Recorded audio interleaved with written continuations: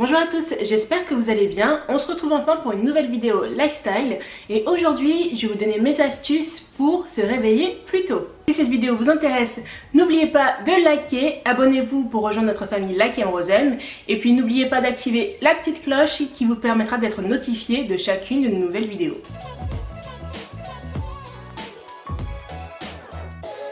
Mon premier conseil pour se lever plus tôt, ce serait déjà d'avoir une motivation. Donc avoir une motivation, ça va vous permettre de vous donner ce regain d'énergie le matin pour vous booster et sortir du lit. Donc peut-être que vous voulez vous lever plus tôt pour pouvoir prendre un petit déjeuner, avoir plus d'énergie le reste de la journée. Peut-être que vous voulez vous lever plus tôt pour pouvoir faire du sport, être en meilleure forme, avoir un fit body comme on dit. Peut-être que c'est parce que vous voulez vous mettre à travailler sur un projet que vous vouliez faire depuis longtemps, je sais pas, un roman, un projet d'entreprise, quelque chose comme ça. Déterminez votre motivation avant de faire quoi que ce soit. Deuxième conseil, ce serait d'y aller progressivement. Si vous voulez vous lever peut-être à 6h au lieu de 7h le matin, vous n'êtes pas obligé du jour au lendemain de mettre votre réveil à sonner à 6h.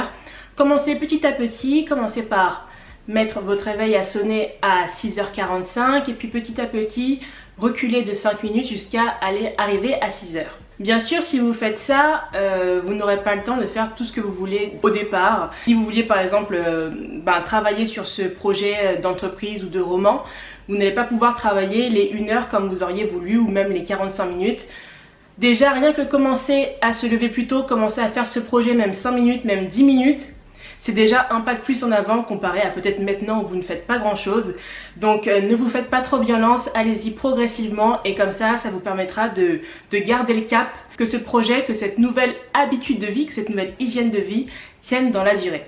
Troisième conseil, prendre en compte les cycles du sommeil. Le sommeil est divisé en cycles qui varient de 90 minutes à 110 minutes qui s'enchaînent toute la nuit. Pour faire simple, je vais vous parler que de 3 phases. Donc la phase de sommeil lent, léger, la phase de sommeil profond et la phase de sommeil paradoxal. La phase de sommeil profond et la phase de sommeil paradoxal, ce sont les sommeils qui sont les plus réparateurs. Ça vous est sûrement déjà arrivé de vous réveiller d'une sieste ou d'une longue nuit de sommeil complètement dans le gaz, groggy, vous savez pas où vous êtes pratiquement. Et bien c'est parce que vous êtes réveillé dans une des mauvaises phases qui sont les deux dernières, la phase de sommeil profonde ou la phase de sommeil paradoxal. C'est pour ça qu'il ne faut jamais appuyer sur le bouton snooze, parce que lorsque vous appuyez sur le bouton snooze, donc vous retardez votre réveil de 5 à 10 minutes, mais ça perturbe complètement le corps. Pourquoi?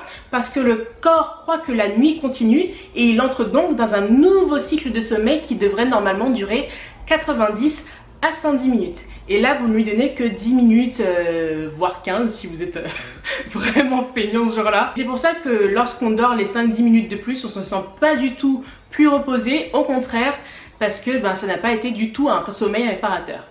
Petite note d'ailleurs, si vous voulez faire une sieste, prenez toujours en compte les cycles du sommeil.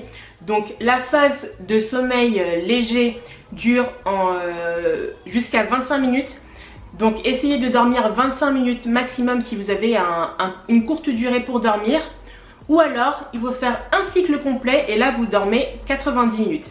Soit 25, soit 90, soit des multiples de 90. Mais alors c'est plus une sieste que vous faites, c'est une nuit. Je vous le dis tout de suite.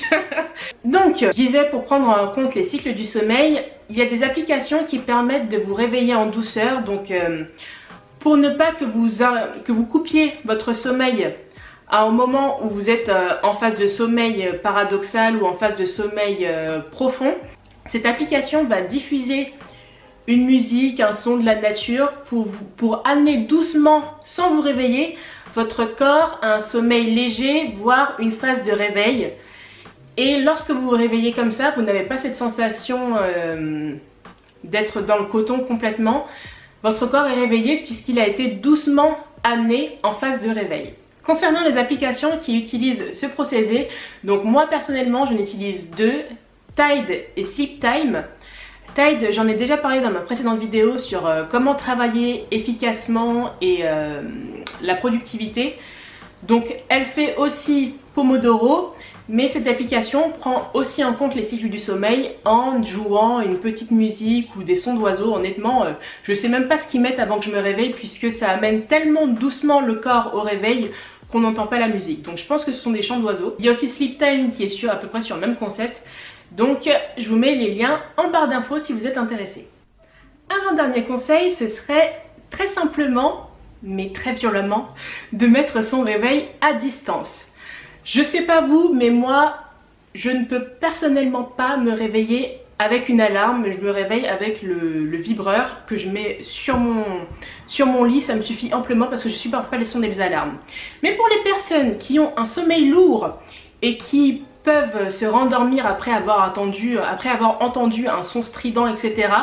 La technique pour vous, il faut passer aux choses draconiennes, ce serait de mettre votre réveil très loin de votre lit.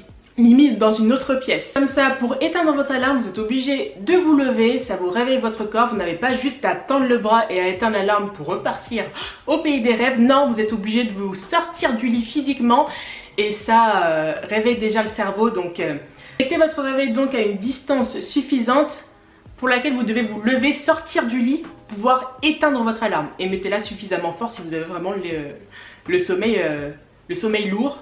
Donc si vous avez du mal à vous réveiller ou que les alarmes ne vous suffisent pas, qu'elles ne vous perturbent pas, mettez-les à distance.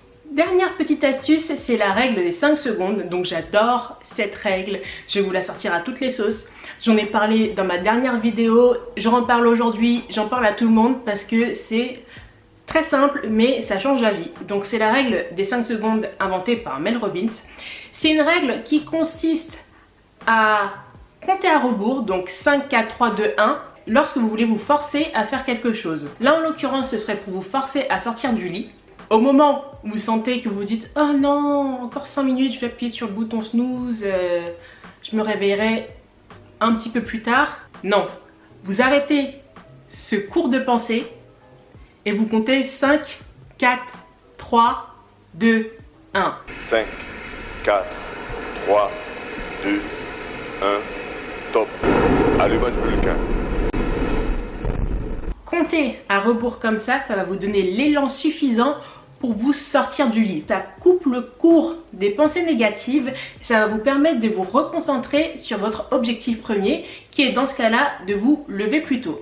Mais cette règle est applicable pour de nombreuses choses. Je vous conseille vivement le livre de Mel Robbins qui porte le même nom, donc la règle des 5 secondes, si vous voulez les connaître. Voilà, c'est tout pour aujourd'hui. J'espère que cette vidéo vous aura été utile, qu'elle va vous permettre d'aller au bout de tous vos objectifs, de vous lever plus tôt. Pour commencer, déjà, ce sera bien. Likez cette vidéo si elle vous a plu, abonnez-vous et je vous dis à bientôt sur Like et Onzem Lifestyle.